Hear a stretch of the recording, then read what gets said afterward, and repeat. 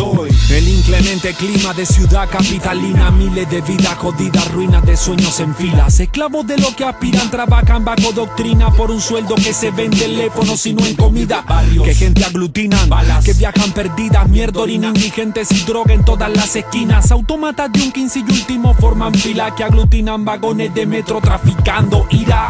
Un montón de mentiras, infantes que asesinan. Los estratos sociales fomentan la indisciplina. Camina, imagina que vive Bolívar y que se obstina por lo que han hecho con la América Latina. Los gringos la heroína, los gringos cocaína, los gringos por todas partes controlando con la CIA. Los gringos te controlan con la tele y la comida. Y el sur de América es el patio de sus fechorías. No es Superman que nos defienda. Si el dólar gobierna gobiernos de derecha a izquierda, el poder convierte a líderes en títeres con prendas. Y América entera buscando salir de la mierda.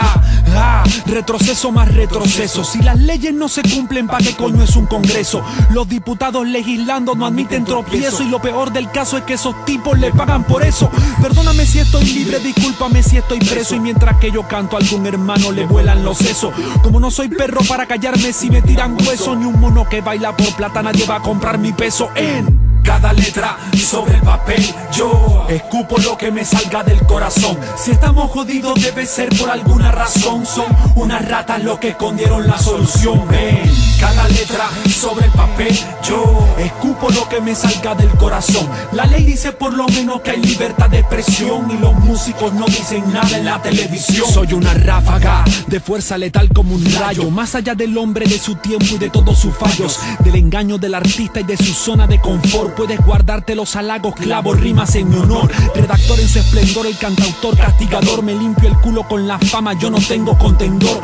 Una página en la historia del rap hecho en español y por lo menos 20 del que se ha escrito en esta región. Población actual, 30 millones de esclavos. Unos viven en la calle y otros son adinerados. En esencia son lo mismo por si el culito lo has dado, pagando payola o robando los reales del Estado. Hasta yo he pecado, tristemente pero cierto. De ilusiones no se come quien puede te roba el sustento. Se actúa por conveniencia o por convencimiento, pero no por amor y mucho menos por los sentimientos.